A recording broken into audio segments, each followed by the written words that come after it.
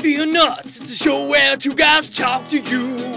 Even though you can't talk back, Mr. Beat knows how it feels so much to talking guys. Last 30 minutes to an hour, those two guys that I mentioned have a show named FearnutZ. And you should watch it right now. Just rolling and on the ground crying, laughing. Because it was so amazing. Where, if you haven't seen The Holy Grail, you have to see it. It's one of the greatest movies ever. Search for the Holy Grail, then that's the Black Knight that scene should be top on the list. I didn't even know what Monty Python was until I saw that scene, and they explained that it was a scene from that movie. And after that, I've been a fan ever since. That's gold. So let's update a little bit, and Red Dwarf. Red Dwarf is another one of those that started off strong, got a little weaker. I still liked it throughout the entirety of the series. I put it up there with Coupling, that it was stronger in the beginning and then got a little weaker, but it was still likable. Yeah, I disagree because, like, the first two seasons, they kind of build this story arc. Like, it's more sitcomic than most shows, where it's episodic. But they do have basically a sitcom set in space. Like if you took Seinfeld and threw him in space with a talking cat, then do you have an idea of what? It's not a talking cat. It's a cat that evolved into a person. Yeah, a cat man. A cat man type guy. Yeah. See, when you guys start fucking explain shit like this, it's best just to say that it's a sci-fi sitcom. Yeah. And it's awkward humor, and it's basically just three dudes of various types and personalities on a ship. I mean, you got actual person, a cat person, hologram, and the ship itself. Computer, and that's the cast. I mean, every now and then they'll have another character on, but it's a rare fucking occasion. Well, they did get the robot that was a reoccurring character in quite a few episodes. Yeah. But I think that's a good classic one that people need to check out. It's definitely worth watching. I personally didn't like it when they switched, because they had this old man as the computer that talked to him, and once again, he worked well within the group, and then they switch it to a female computer that I just didn't feel like worked as well, and that's when they started having the robot on more and more. I just thought the first two seasons kind of worked together better with the cast. Alright, so now let's skip on up to modern, and we'll start with the one that we can both agree on and have both... Actually, no, you haven't finished it. I don't know what you're talking about. I was going to start with the IT Crowd, and you didn't finish it yet. Yeah. The IT Crowd, alright, is a comedy about these two dudes that work in the IT department of this corporation, and this woman who thought she was going in for a different job and got put as manager of IT, even though she knows nothing at all about computers. And it's just these two awkward geek guys and this kind of ditzy girl that just thinks about shoes and clothes. So it's a lot of stereotypes with geeks and girls, and it just kind of plays to that. But it's pretty funny. Yeah. I mean, they're all pretty charming, and they get in hilarious situations all the time. And especially, I forget the guy's name, the guy with the afro, though. He's so lovable. So lovable. He's like the British Bubbles. Like, you really gotta watch it and give it a chance, because it's fucking hilarious. Alright, let's go to you for one, because I got one that I'm gonna, rant on about how awesome it is forever, so we should probably, save that for last so you can cut me off. Well, I'm gonna rant on this one forever. What is it? And it's one of my favorite shows, and it's Merlin. Love Merlin. Comes on Sci-Fi Channel. See, that should have been on my list of ones that I don't see the appeal of. Well, that's because you're stupid. Well, I'm going to let you finish. Merlin I'm gonna let is you finish. Awesome. They have the first 3 seasons up on Netflix. I'm not sure if you can find it anywhere else. That's where I watch it. They just had season 4 on TV. Like I said, coming on Sci-Fi at 10 o'clock. I almost never watch it when it's actually shown on TV. I always wait for the season to come out so I can watch the entire thing. But great show, great chemistry between the kid that plays Merlin and the guy that plays Arthur. And it's set when they're teenagers. So, they still have Anthony Head plays Uther Pendragon, who most people know as the librarian for Buffy. He does a great job. The Morgana character, very good. Are you talking about the actor's the librarian, or are you talking about the character's the librarian? Well, Anthony Head is the librarian. Okay, I didn't watch Buffy. Yeah. So I was like, Buffy had the fucking Arthurian legend as a librarian? Okay, go on. Yeah. Anyway, so, yeah, it's really well done. Good production value. Interesting stories. Like I said, it's definitely worth checking out. Merlin, I believe it's just Merlin. The Adventures of Merlin, maybe. Yeah, I think it's just Merlin. Yeah. And I'm glad that I waited before interrupting you on one part, because you were saying there's really good chemistry between the guy that plays Merlin, and I thought you were going to say, like, Morgana or something. I was going to be like, oh my god, you got to be kidding me. No way, no chemistry at all. But then you finished and said a pseudo-queer bromance, and that is true. The bromance. That is completely true. There's always that awkwardness between him and Morgana, because Uther Pendragon in the show hates magic users. Like, he will have you execute it. And Morgana is his ward, who's also a witch, and Merlin obviously is a wizard, and so there's always this kind of tension. See, and I think that is one of the things I don't like, is they want to have their cake and eat it too in that show. And in the episodes I've seen, like, they want to play like they're all learning magic and getting better at magic, and they're using it to affect each other's lives and save people and all this and that. And it's all happening right under this guy's nose or right behind this guy's back, and nobody's ever growing any the wiser. And then they want to hint that this person has, that little foreshadowing that this character's heading down a dark path. But oh no, not yet, she's not. And they just want to go back and forth all the time. And I don't agree with that statement at all, because, like, things happen pretty quickly in this show. And, I mean, the only people who, like, openly, or not even openly, like, use magic often is Merlin. But Merlin is this lovable loser in everyone else's eyes, so no one thinks he's even capable of doing anything like that. They just see him as, the squire to the king or prince, helping him, clean his room and bring him food. But I can't tell you how many episodes I've seen, like, and I just catch bits and pieces here and there, but, like, he's talking to fucking dragons, he's floating shit around the room, like, when somebody's looking the other way or whatever.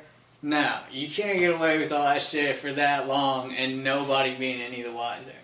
I mean, hey, some people can look past that and just be like, oh, it's the universe or whatever. I think if you watch, I just don't think you've seen enough of it to really make it. I tried to watch it. I tried to watch it with my folks because they like it. I tried to watch it on Netflix. I've tried to watch it 2 or 3 times because everybody tells me how good it is, but people can keep telling me how good Kung Pao Enter the Fist is. I still don't want to watch it. One of the greatest movies ever made. It's horrible.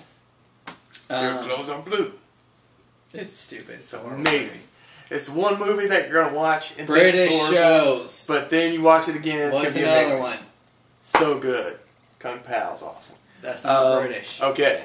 Here's a show that I absolutely love the first 2 seasons of, and feel like it has kind of jumped the shark, even though some friends are telling me I have to keep going. And that is Misfits.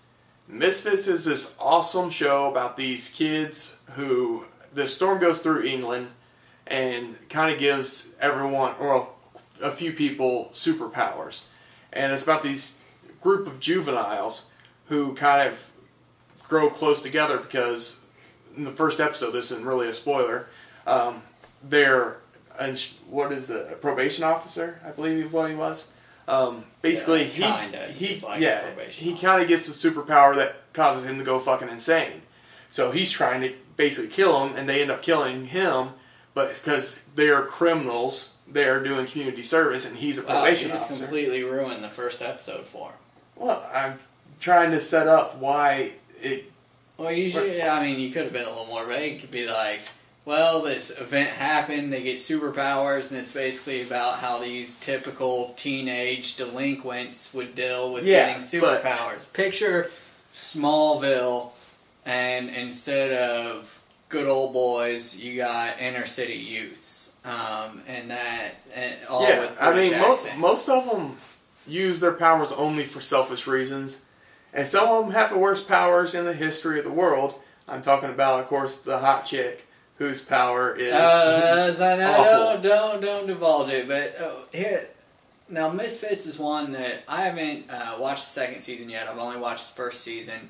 I liked it. The reason I haven't been, I have to watch the newest season for it is, once again, as seems to be the failing with a lot of British sci-fi shows for me, there's no characters that I really, really, really want to get behind. I mean, the character that I most like in it is supposed to be, like, the least trustworthy, like, creepy guy, and he's by far my favorite character. He's not the least trustworthy by any means. Well, I think that's the way he's supposed to be played off, is, if anybody's going to betray the group, it's going to be him. I don't agree with that. Like, Nathan is the obvious choice to screw over the group.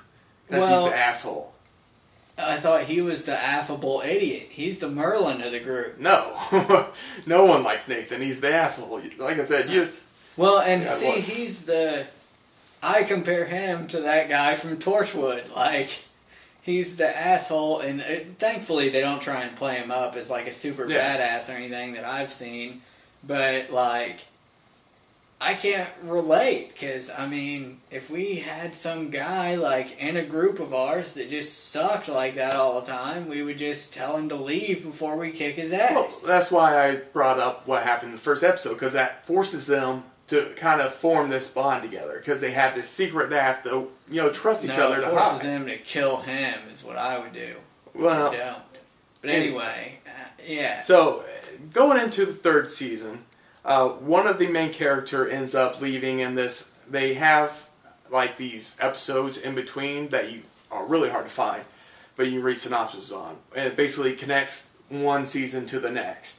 And one of the characters gets written off in that in-between moment, and they introduce this new character to basically just take his spot directly. He becomes, that person's role. Yeah, for some reason they do that with British shows. They try and just, like, pretend like, let's just all pretend like he never actually left. Well, he definitely leaves, but it's a new character. Just that's same what I'm attitude. saying. Like that's what they're trying to tell the audience is, it's going to be the exact same show. We're not going to try and change the formula at all. We're going to replace him with a guy that we told him coming in. We need you to do your best impersonation of this guy. Yeah, that's kind of what they did. And like, I haven't watched all of the third season, and I hear like it really picks up near the end. But it was such a system shock, because the chemistry, there's 6 main characters, they work really well together, and then they just had one person drop out, and it just broke the entire system for me. But I will finish the third season at some point. But I feel like that's a show that jumped the shark at the beginning of the third season. Well, and let me just ask you this. What characters in it do you really love? Like, Simon. What characters... Exactly. The one guy is who you want to see make it. You hope that things work out for him. Other than that... I like all the characters. Well, it's not that I want to see the other characters die or anything. It's that I don't care. Like, basically, he's the only one that would need to stay on the show for me to care. The second season, you really see him, because... The first season's all about them learning their powers. I may have seen some of the second season. The second season, all of them are maturing more and starting to really focus on what they want to do. Which season was it when the one guy was jumping, like, back and forth in history and kept screwing things up? That was still the first season, Okay. So, because I think... Well, you get to see a lot of that actually come to, like, the future stuff come to fruition as well. in the second season. Like I said, the first two seasons I'll watch are it brilliant. eventually. I'll watch it eventually. Okay. Do you have any more British shows? I think that was the ones I want to talk about. Okay. My favorite... This is one of my favorite shows, period, in recent memory. British, American, whatever. Luther. Now, Idris Elba. A lot of people probably don't recognize that name, even though they should. IMDb it, and so you can mention anything that I forget here. I have no idea how to spell Idris Elba. Idriselba, I think. But he's a great actor, been in so much shit. Like, you probably don't recognize his name, but as soon as you see him, you recognize him. I mean, I know him from Thor. Yeah, he was the gatekeeper in Thor. He played Roke in The Losers. He's in that new Apparently Prometheus. they're making a Thor too. He's in that Prometheus movie that's coming out. He's just been in a ton of shit. Ghost Rider. Yeah, I saw him in the new Ghost Rider preview. He was a voice of Truck in Modern Warfare 3. I didn't buy Modern Warfare 3, but anyway, he's been in a lot of shit. The point is, he's a great actor, and this is a detective show. I think there's only like 10 episodes of it so far, because I think it was a 6-episode first season and 4-episode second season. He was in The Office. I didn't even remember him from that, but now... In British or American? Not American. Oh, see, I don't watch The Office regularly, so I didn't see it. But, this guy is a great actor, and he plays this detective who, the series opens with him basically allowing a criminal to die. And this guy, he does his detective work by having a really good sense of empathy. He can kind of put himself into someone's shoes and figure out what they're doing. And he does that with the help of his team, looking through clues, doing the legwork, all this. All that's great. It's a fine detective show. If you like detective shows, that part will appeal to you. Now, the big thing about Luther is one of the co-stars.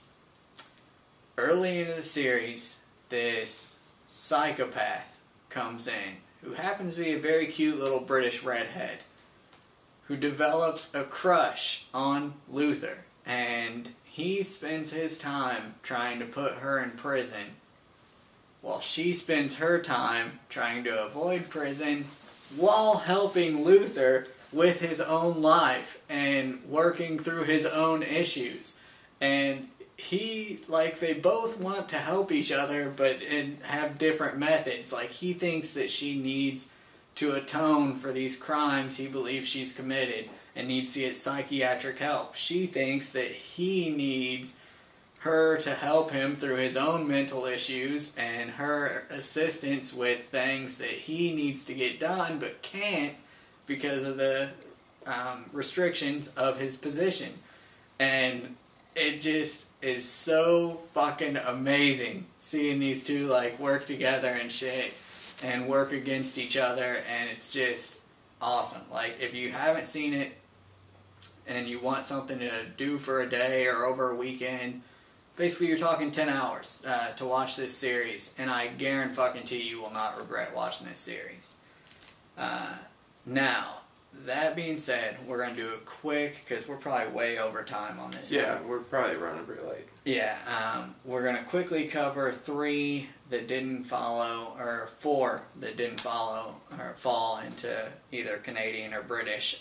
One is Lilyhammer, which is that? It's not Sweden, it's Newfoundland, I think. Yeah, but I believe it's an American show just set there. It's actually not. That's what I thought too, because it's a Netflix original. But actually, it was done in Lilyhammer, and Netflix purchased it as for exclusive rights in the United States.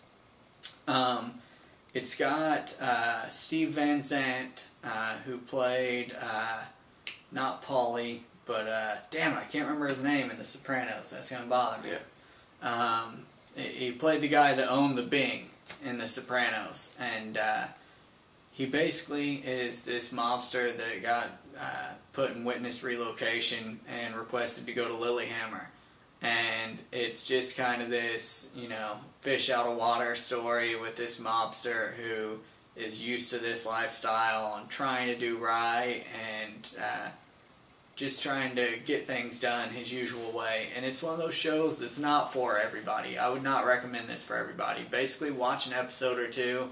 If you like it, keep watching it. You're going to like it all. If you don't like it, you can stop right there because you're not going to like it. It's not going to change.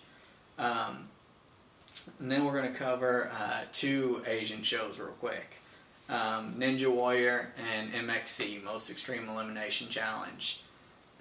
Both of those didn't quite fit into the translation and didn't quite fit into anything else because they're Japanese game shows and contests that they have an English translation, but they don't really do a lot with the translation. It's basically just a translation. It's still the same show, you know? Especially Ninja Warrior. If you've never seen it, these people compete through this 4-stage, ridiculously hard obstacle course. Yeah, and, out of 27 events, 4 times it's been beaten twice by the same guy. So there's only been 3 champions in 27. I'm still summing up what it is, but whatever.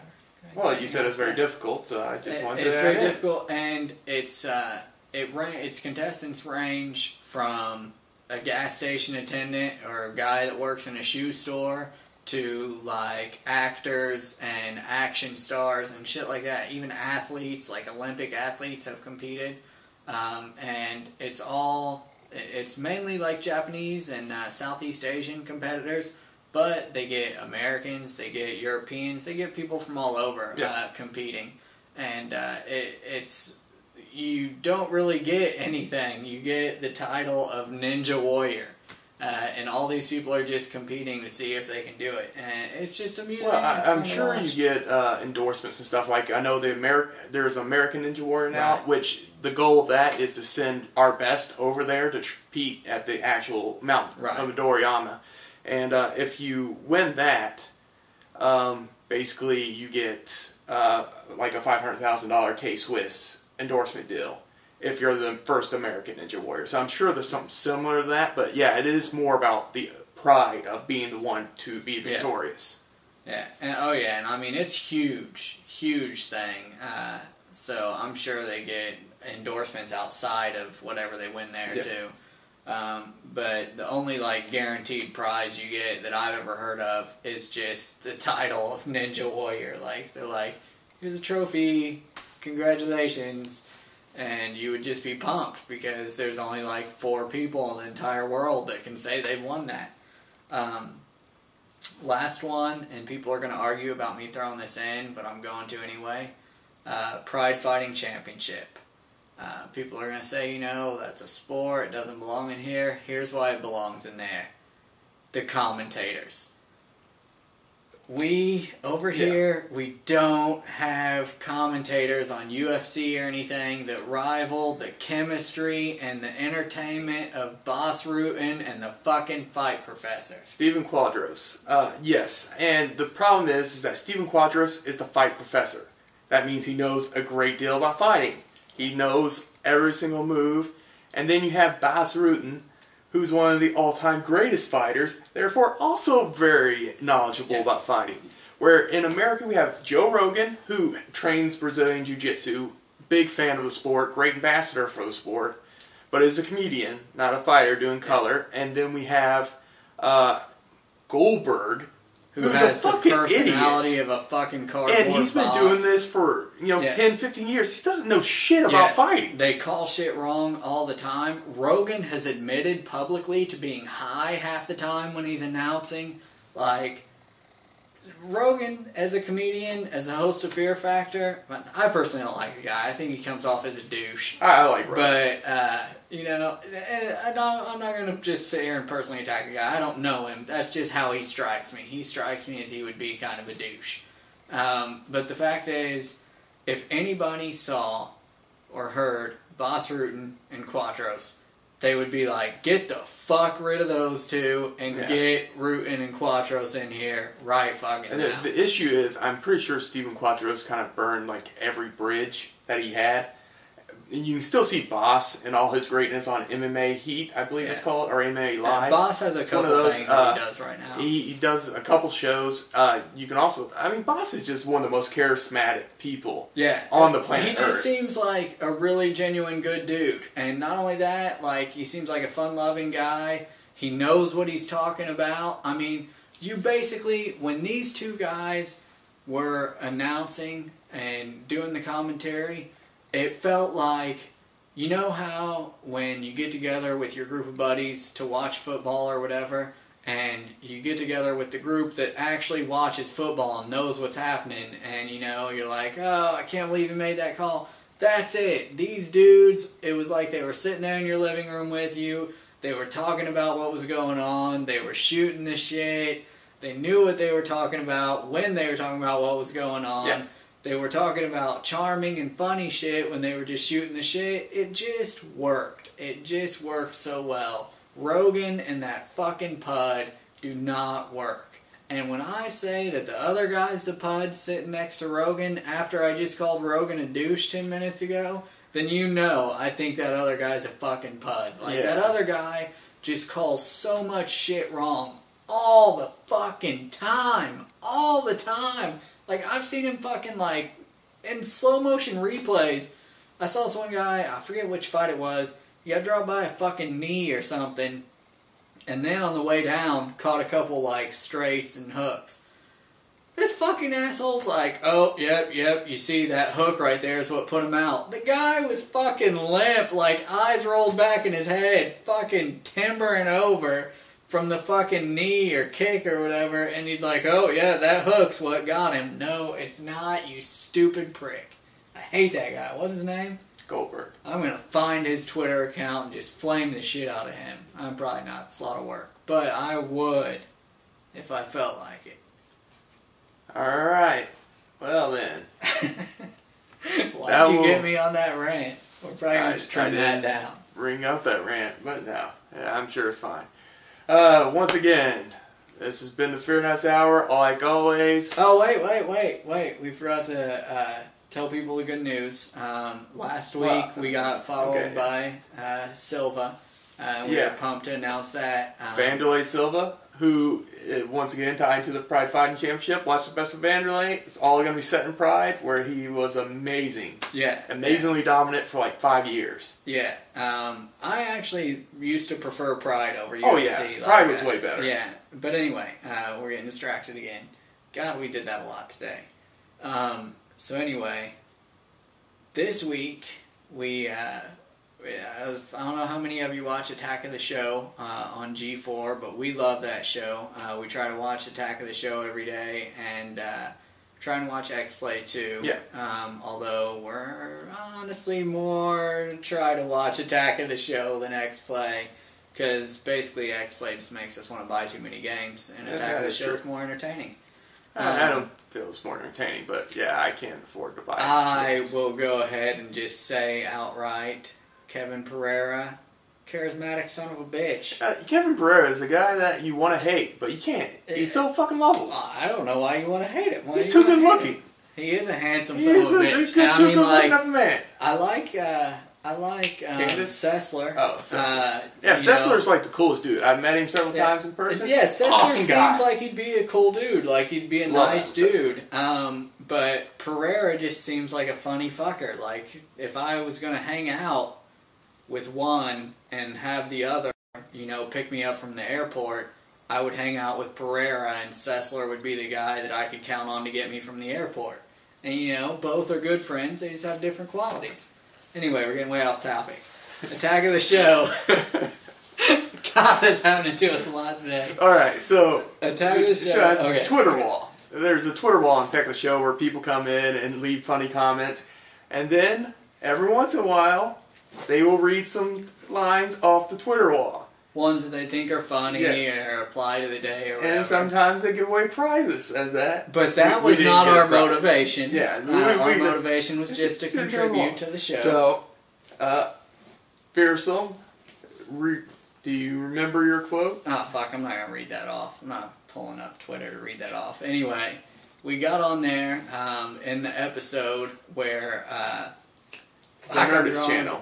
Yeah, it was the Chris Nerdist Hardwick channel. was Chris on, Hardwick of the promoting Nerdist channel. the Nerdist channel. Which is a new YouTube channel. Yeah, and some people may not be aware of this, but YouTube basically went around to about 100 or so different people and groups that are big with like internet savvy people, including like Chris Hardwick and Felicia Day. Felicia Day, yeah.